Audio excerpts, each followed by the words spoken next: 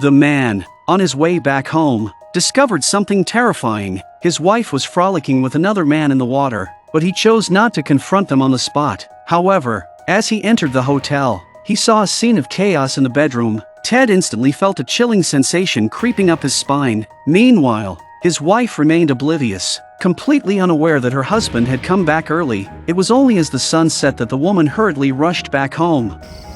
Hello there. When she saw her husband, she was taken aback with surprise. Nervously, she embraced Ted and asked him why he had returned early. Instead of answering directly, the husband inquired about where she had been. Seeing her continue to lie through her teeth, Ted decided to make one last effort. I love you. I know. But the wife only offered a half-hearted response. Just as she attempted to escape, Ted shattered the illusion and confronted her. He firmly pulled out his gun and without hesitation, pulled the trigger. The gunshots startled the workers outside, who quickly rushed over to knock on the door and inquire about the situation. However, Ted aimed the gun at the window and fired another shot, causing the workers to panic and take cover. Immediately after, he fired another shot into the air before moving his wife's body to a different position. He picked up the shell casing, wiped away any traces, and then threw it on the ground. He took off his clothes and burned them, then washed away the evidence of the murder with hot water. But after completing all of this, he did not choose to escape. Instead, he waited for the police to arrive. Or perhaps he was waiting for someone else. Soon, the police received the alarm and surrounded the villa. Ted calmly picked up his phone and requested to negotiate with a police officer named Rob. The man at that moment felt bewildered, as he had no expertise in negotiations and had no prior connection with Ted. In order to ensure a pleasant conversation, both sides put down their weapons. Rob turned out to be the man who had an affair with Ted's wife. However, he didn't know Ted at all and had no idea who the woman in the villa was. She all right? I don't think she is. I shot her. Rob looked into the room until he saw the photograph on the wall. Realizing who Ted's wife was, he rushed towards the woman and discovered that she was still breathing. Meanwhile, Ted picked up the gun, sending a chill down Rob's spine. Rob swiftly knocked the gun out of Ted's hand and wrestled him to the ground. Colleagues who were on stakeout quickly joined in and successfully restrained the suspect. The police promptly provided medical assistance to the woman and swiftly transported her to the hospital. Rob's eyes filled with hatred, while Ted sat in the police car, wearing a sinister smile. It seemed like everything was under his control. The police gathered sufficient evidence at the scene, and Rob was determined not to let him escape justice. He found the prosecutor in charge of the case, Willie, and presented Ted's confession letter. He also recounted the events at the scene. Willie, a young and promising prosecutor, reassured him that there was no need to worry, as his conviction rate in this field was as high as 97%. The next day, Willie began organizing the relevant documents. Believing that the case was airtight, the perpetrator was not only apprehended on the spot but also signed a confession letter. Everyone believed it was just a formality to go through. Soon, it was time for the routine preliminary hearing in court. However, the seemingly defeated old man astonished everyone present with his next move. Ted immediately waived his right to hire an attorney, despite the judge's kind reminder, insisting on representing himself and even telling his private lawyer to get lost. The judge had no choice but to respect his decision. Then, Ted played his trump card once again. He proposed skipping the preliminary hearing and proceeding directly to the trial phase. Though curious, Willie remained confident, as the case seemed already sealed, and it was just a formality to go through. However, a phone call that evening left him dumbfounded. Police analysis revealed that Ted's fingerprints were nowhere to be found on the gun recovered from the scene. Even more bizarrely, there were no traces of the gun ever being fired. In that moment, Willie realized the true source of Ted's confidence, but there was no need for panic on Willie's part. He believed it was just a trick by the perpetrator and was confident that the gun was still at the crime scene. The next day, he accompanied the police to conduct a search. Apart from missing 4 bullets, there were no other clues. The perpetrator had no gunpowder residue on their hands, and no bloodstains were found on their clothes. Besides the shell casings on the ground, not even a bullet projectile was discovered. Clearly, the police had been played by Ted, but Willie, full of confidence, was not worried because he had an ace up his sleeve. He approached Ted with the evidence, exposing his conspiracy and informing him that his wife was alive. This unexpected news caught Ted off guard. and soon the day of the trial arrived. The first witness Willie brought forward was a worker from Ted's property. He could testify that no one entered or left the villa from the time he heard the gunshot until the police arrived. In other words, Ted was the only suspect. However, Ted showed a complete lack of concern, displaying a nonchalant attitude and even drawing in the courtroom. Fortunately, the judge intervened with a reminder, but when it was Ted's turn to cross-examine the witness, he waived his right. It was clear that he was a novice who had no understanding of the trial process. Next, Willie brought forward the second witness. Through the analysis of the attending physician, she confirmed that the woman had been shot at close range. There were strong grounds to suspect it was a murder. Only due to a stroke of luck,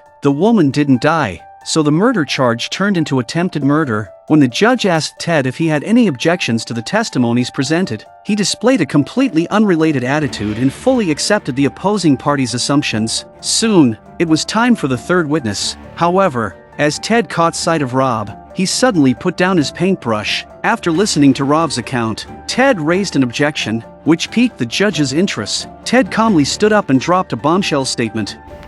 Fucking the victim. The moment those words left his mouth, the judge was dumbfounded. Your Honor. I'm sorry, Your Honor, but what would you call it legally when the officer who arrested you was having sexual intercourse with your wife?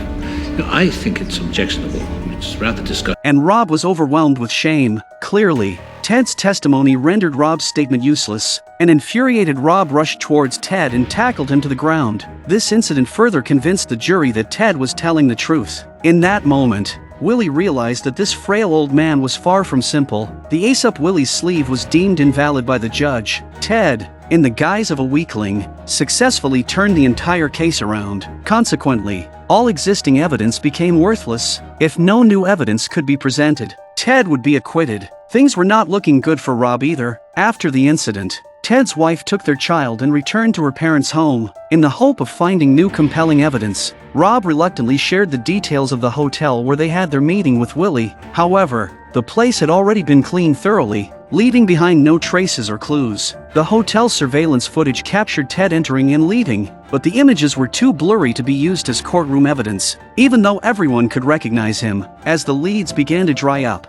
Willie grew increasingly anxious. If he couldn't send the perpetrator to prison, it would leave a stain on his career. He then visited Ted's company, hoping to find some clues there. However, everything seemed to be within Ted's expectations. Ted called him on the dot, catching Willie off guard. Despite Ted's merciless taunting, Willie didn't get angry. Instead, he became intrigued by the old man, but time was running out for him. The police still hadn't found the whereabouts of the handgun at the villa. It was as if it had never existed. Where could that vanished handgun have gone?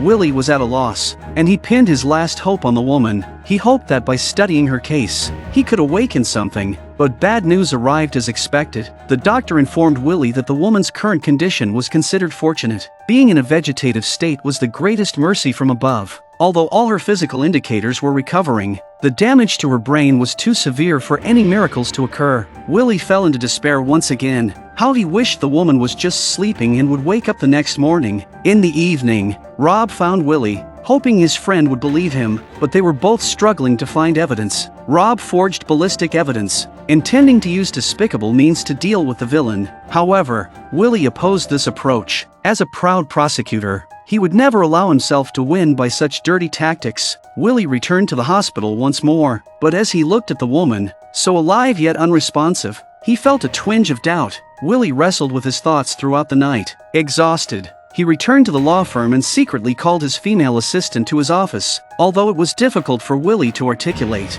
he hoped his assistant could help him. Willie instructed her to wait outside the courtroom for a signal. Once she received a text message, she was to bring in the fabricated evidence. As expected, Ted applied for a not guilty defense without a hint of surprise. Willie wanted to buy more time, but Ted capitalized on their inability to produce evidence, forcing the judge to agree to his request. Willie understood that if they let Ted go today, even if they found evidence later, they couldn't prosecute him again. He took out his phone decisively, but when he was about to call his assistant, his professional conscience made him hesitate. He tried to convince himself, but after a fierce internal struggle, he closed his phone. I have no further evidence at this time, Your Honor. The audience fell into silence, and the judge could only helplessly declare the verdict of not guilty. Ted was released on the spot, and before leaving, he couldn't resist taunting Willie once again. The title of the undefeated general no longer belonged to him. As Rob watched Ted walk away, he couldn't forgive himself. Suddenly, a gunshot rang out,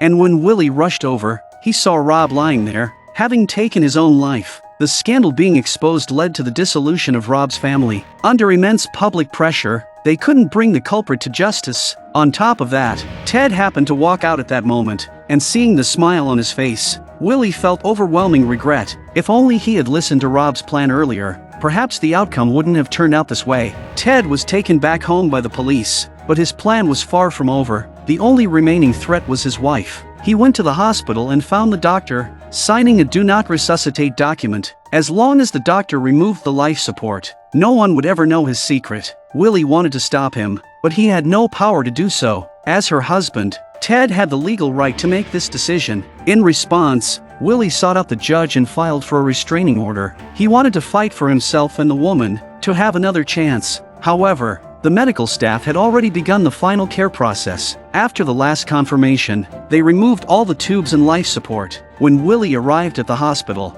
it was already too late. Seeing the flatline on the monitor, Willie completely broke down. The culprit was right in front of him, but he was powerless. He felt helpless and desperate for the first time. As a result, Willie resigned from his job as a lawyer and became silent and passive. He even lost interest in the olive branch extended by his superiors. Willie didn't know what he had studied law for in the first place. He locked himself in his room for a long time, but he couldn't find any clues. Until one day, he went to the police station to look up some information, and the two of them accidentally switched identical phones. This careless action instantly made him realize that this might be the truth behind the missing gun, and this phone call was from Ted himself, informing Willie that he was leaving the country. With the gun in hand, Willie walked into the villa. Facing Ted's calm demeanor, he voiced his suspicions. It turned out that the gun found by the police matched Rob's, and Ted had known about his wife's condition all along. That's why he secretly sneaked into the hotel and switched Rob's gun. In other words, the weapon that killed the woman actually belonged to Rob, which was why Ted insisted on talking to him alone. He was certain that Rob would break down when he saw the woman, and Ted took the opportunity to switch the guns back. He then deliberately created the illusion of an attempted ambush, allowing Rob to take the weapon, but the real evidence was taken away from the scene by Rob. After Willie presented his reasoning, Ted remained unusually calm and even acknowledged Willie's judgment. However, it was too late to say anything now because the court couldn't have a retrial for the same crime. In other words, even if Ted admitted everything, he couldn't be legally tried again. Willie also admitted that he couldn't prosecute Ted for attempted murder since he had given up on saving his wife, leading to her death. Instead, he would charge Ted with murder and reopen the case. Moreover, the evidence that the police couldn't obtain earlier was retrieved from the woman's body after her death. Ted was brought back to court once again, and this time, no matter how many lawyers he hired, he couldn't escape the judgment of the law.